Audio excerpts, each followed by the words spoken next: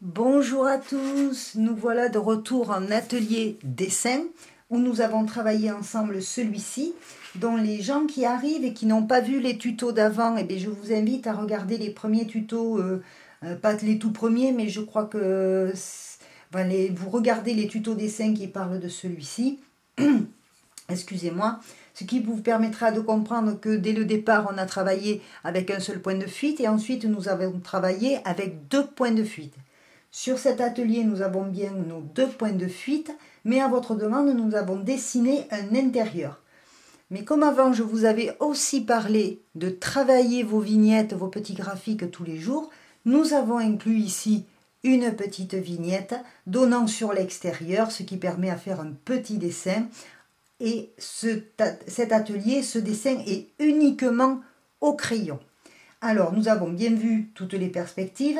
Certains d'entre vous n'ont pas très bien vu sur le dernier atelier comment j'avais fait pour les livres, la perspective des livres. Donc, comme cette bibliothèque est un peu petite, enfin un peu vide, je trouve, nous allons en rajouter.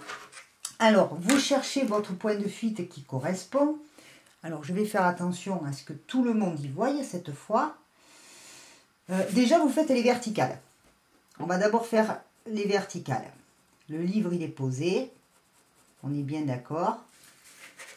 Il va suivre cette horizontale de ce point de fuite.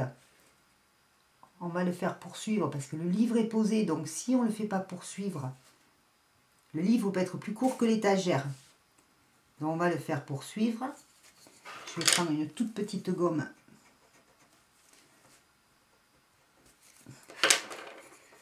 Donc là, je travaille avec le HB. Donc là, vous avez la partie verticale du livre, qui peut être plus petit. Nous allons faire la partie qui s'en va vers le fond. Là, c'est tout petit ce que je fais. Avec ce côté, vous cherchez votre côté. Et le livre, évidemment, hop, il redescend.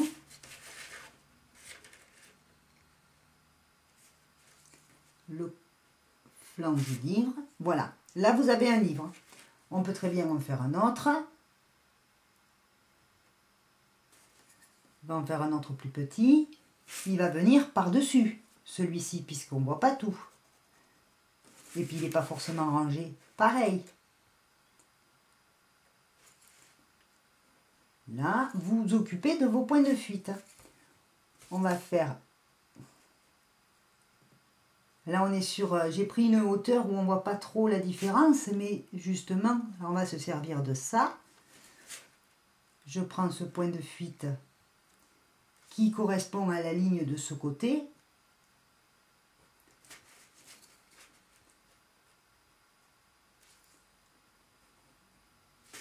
On fait les verticales.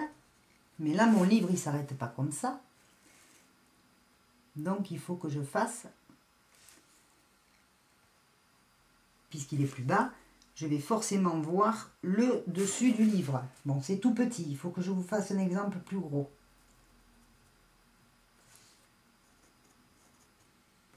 Et là, à l'intérieur, on ne voit pas l'autre livre. C'est pour ça qu'il faut le prévoir un peu à l'avance. Allez, on va en faire un plus grand. Je vais cacher ça là. On va en faire un ici. Donc je fais mes 2 verticales de livre. Je le pose, il est au bord de l'étagère avec le point de fuite qui correspond avec ces lignes là. Mince, excusez-moi.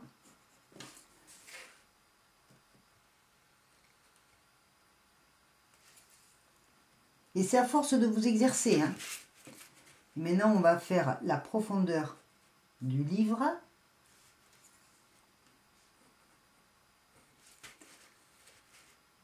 Le plus logique possible.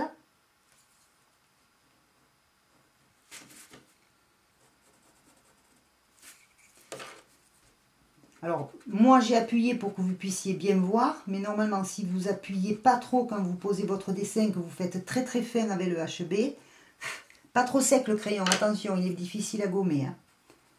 Bien vous arrivez plus facilement à voir ce que vous faites.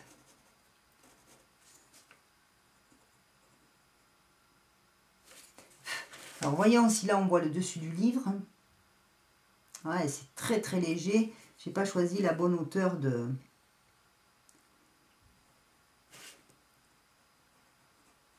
On jouera avec les ombres. Alors je vais vous en faire un autre. Mais on va en faire un autre ici.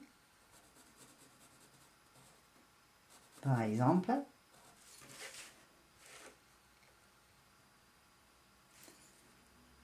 Je fais le haut du livre. Et ensuite, je vais faire ce côté du livre. Donc, je m'occupe de ce point de fuite.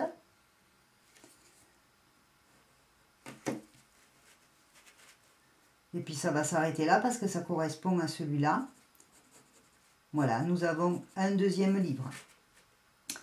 On va en faire un autre ici. Ouais, celui-là, je me suis trompée, vous voyez. C'était pas la bonne ligne. Celui-là, il est à rectifier. Hop. Alors, trouvez-vous des toutes petites gommes comme ça, vous avez au bout des crayons scolaires. C'est assez pratique. Là, j'ai mon étagère. Continuez à voir. Alors, je vais zoomer un peu les livres peut-être.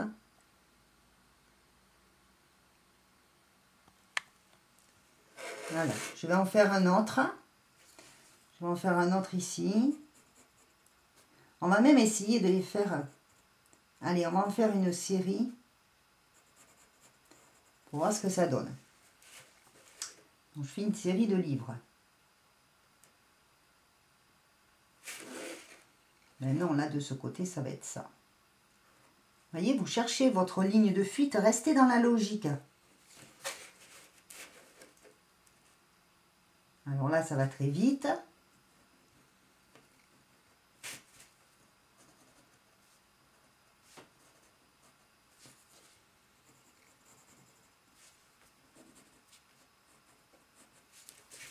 Et puis on va en faire un autre ici, à peu près.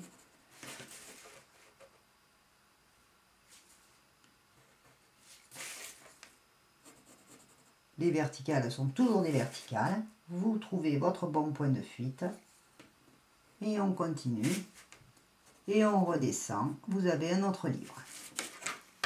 Ainsi de suite.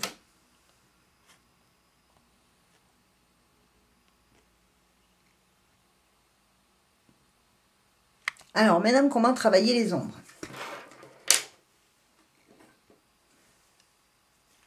Là, j'ai avec moi beaucoup de crayons. Mince, je viens de les mélanger. J'ai du 2B. J'espère que vous voyez. 2B, 3B, parce que j'ai trouvé tout ça. 4B, 5B, 6B, 7B. Ça, c'est mon HB. Maintenant, je n'en ai plus le besoin, je le mets de côté. Donc, vous allez commencer avec le 2B qui est un peu plus gras que le HB. Là où vous êtes certain qu'il y aura forcément de l'ombre, la lumière ne passera pas, on va commencer à sombrir l'ensemble. Donc, on va faire un ensemble d'ombre. Par exemple, ce côté de mur, la lumière, on a dit, arrive de là. Donc, ce côté de mur, il sera forcément sombre. Donc, vous n'appuyez surtout pas. Vous restez très léger avec le crayon. Très léger.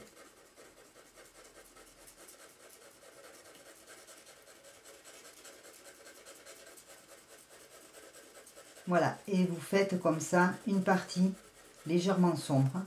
Parce qu'ensuite, on va travailler les ombres sur ce sombre-là pour mettre du relief. Très léger. Où il y a de l'ombre, ici, forcément. Ensuite, il y a ce côté de l'étagère qui forcément va être plus sombre. Alors, je pense que si vous avez regardé les derniers tutos, alors pour faire les ombres, vous pouvez tenir votre crayon, comme ça. Ça dépend de comment vous le sentez. C'est pour ça qu'il faut qu'il soit bien taillé. Si vous avez regardé l'un des tutos, les derniers tutos, je vous avais dit d'observer chez vous quand il y a du soleil, quand la lumière rentre dans votre maison, où étaient les passages d'ombre, les passages de lumière et tout ça. Donc je vous avais dit d'observer ça. Donc partout où la lumière ne passera pas, commencez à poser des ombres. Très légères. Déjà, ça vous donne un aperçu de ce que va donner votre dessin. Ça vous permet de vous repérer. Donc moi, j'ai les mains moins alors là, les dessus d'étagère vont être forcément éclairés. Hein. Le dessous, ici, de cette étagère va l'être aussi, puisque la lumière vient taper devant. Donc ici, on aura une petite ombre qu'on travaillera après, mais on peut d'ores et déjà commencer à préparer l'angle là. Là où il y aura de l'ombre, forcément, c'est tout ce côté de mur qui va être dans l'ombre. Vous y allez très léger et toujours dans le même sens. Vous voyez, oui. N'appuyez pas, faites un départ très léger. C'est juste pour avoir le premier gris.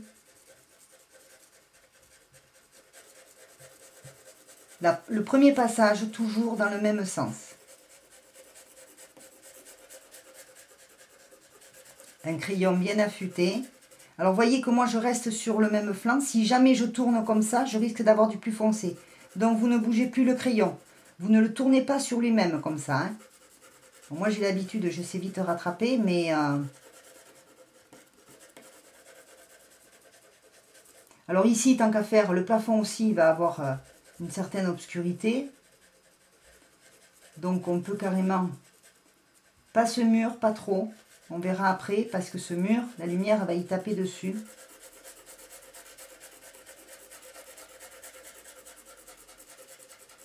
Alors, vous y allez doucement, justement, pour qu'on ne trouve pas, et très ample, pour que l'on... Hop là, voyez, pour que l'on ne trouve pas, essayez de ne pas trop voir vos traits de crayon. Et alors, ici, nous avons dit, je ne passe pas dessus, parce que nous avons dit que nous allons faire un miroir. Donc, c'est un détail que l'on verra après. Ici, ça sera forcément, dans l'angle du mur, forcément un peu plus sombre. Donc, on commence à y mettre un peu de gris. Mais pas trop.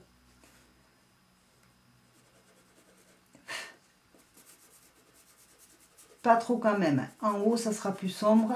On commence déjà à percevoir ce qui va l'être, ce qui ne va pas l'être. Ici, ça risque de l'être un petit peu.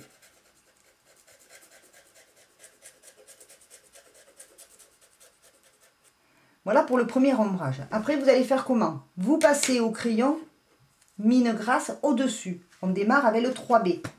Donc, je sais que là, j'ai un peu d'ombre. De suite, vous allez vous apercevoir qu'il est un peu plus gras.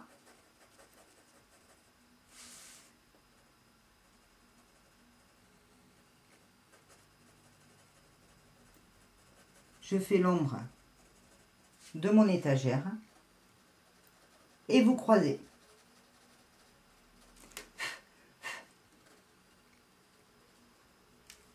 Et on y reviendra après quand on va fondre tout le sol. Ici, forcément, la lumière passant là, il y a un angle noir. Donc, vous dessinez votre angle.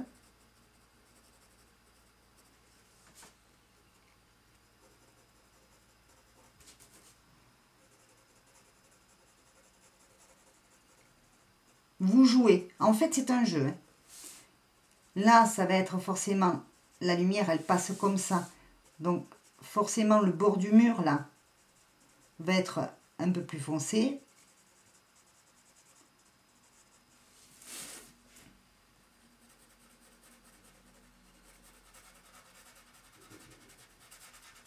On peut reprendre celui d'en dessous pour fondre le plus gras. On va appuyer la pose de l'étagère.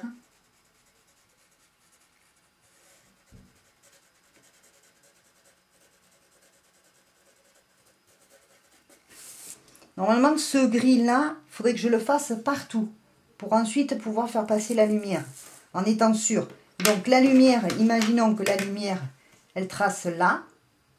Elle va rentrer comme ça à peu près. Comme ça, ici.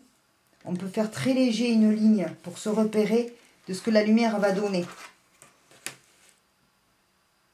Et elle va faire à peu près ça. Très légère à la ligne, juste un point de repère. Donc je suis sûre que vous, à la caméra, vous ne la voyez pas.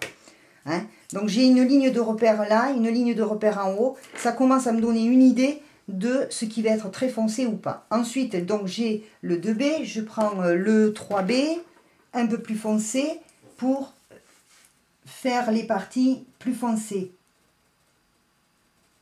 Comme au plafond. Alors vous travaillez comme ça, vous diminuez en soulageant la pression et vous reprenez dans l'autre sens et vous diminuez en soulageant la pression. Il y a des parties très très foncées. Donc là je suis avec le 3B, ici je sais que ça va être très foncé. Alors je fais déjà un premier appui en ligne droite. Et ensuite, vous partez dans l'autre sens avec plus ou moins de pression. Vous faites un premier aperçu. Les ombres, elles viennent petit à petit.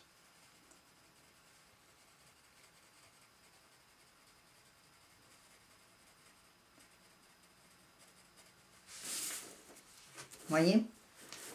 J'espère que vous voyez. Si ça vous semble un peu juste, qu'il faudrait un peu plus, parce que là, la lumière, elle ne tape pas sur le bord. Donc, on va repartir dans un autre sens.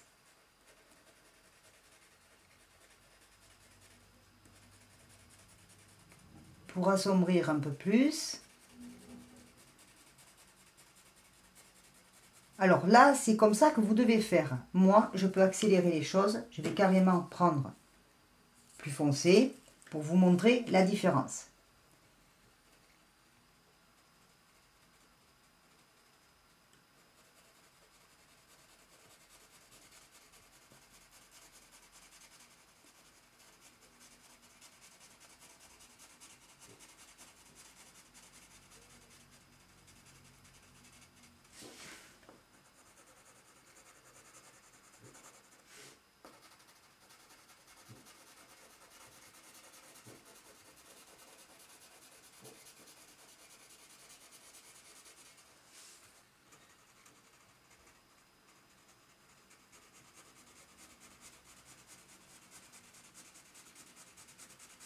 Là, moi, je change ma pression. Hein.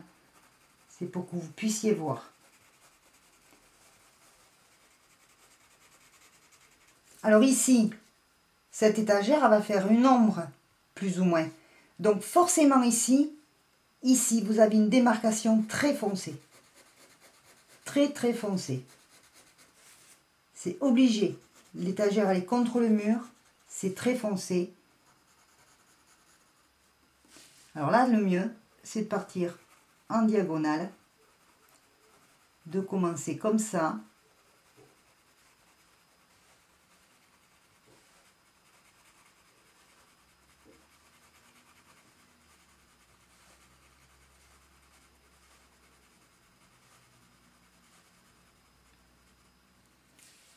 Je repars dans l'autre sens.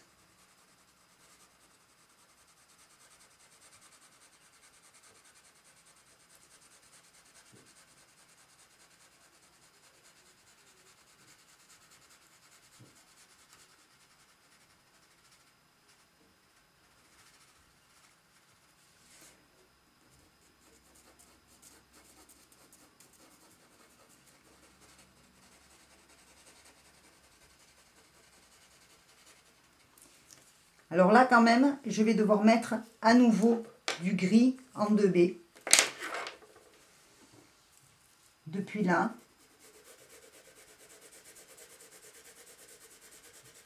Vous voyez, je m'arrête à ma ligne de repère. Et après, je fonds, j'enlève un peu de pression. Et là, je vais essayer de marquer l'ombre de mon armoire qui suit très légèrement cette ligne. Moi, je vous la montre, mais...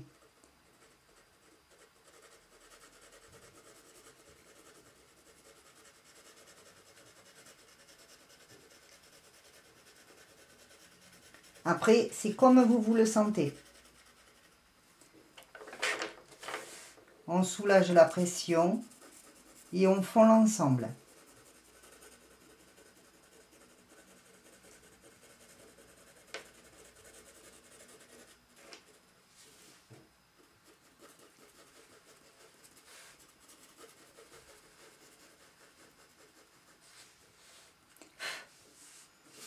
Ici, c'est pareil.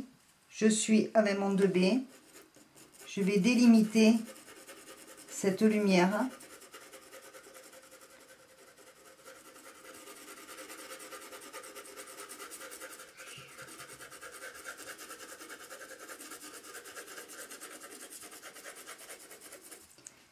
La lumière, on va dire qu'il en arrive depuis derrière. Donc, la ligne de mon mur ici, qui est avec ce point de fuite, la lumière ne pourra pas aller au-delà que cette ligne-là.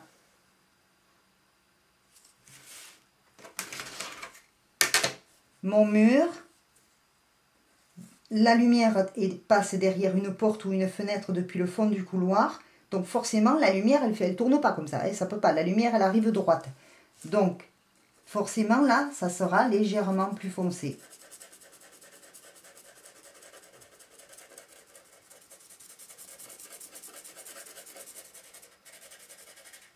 Une fois que vous avez délimité tout ça, vous pouvez très bien faire tout votre dessin très léger de gris.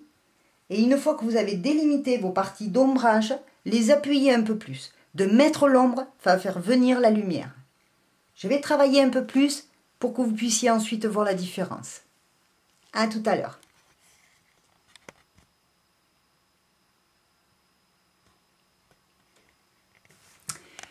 Bon, et bien écoutez, cet atelier fait déjà un peu plus de 20 minutes, donc je vous ai donné assez d'informations et ceux qui sont un petit peu en retard, qui n'ont pas commencé, peuvent prendre le temps de revenir sur le début de cet atelier numéro 5. Et cet atelier faisant déjà 20 bonnes minutes, je préfère l'arrêter là, continuer à travailler. Vous avez tout ce qu'il faut pour vous exercer. Et on va se retrouver très rapidement pour terminer cet atelier intérieur-extérieur. Si votre dessin, vous apercevez que votre dessin a de plus en plus de noir, c'est normal. Vous allez de plus en plus, avec les crayons gras, appuyer les ombres, ce qui vous fera un dessin vraiment noir et blanc.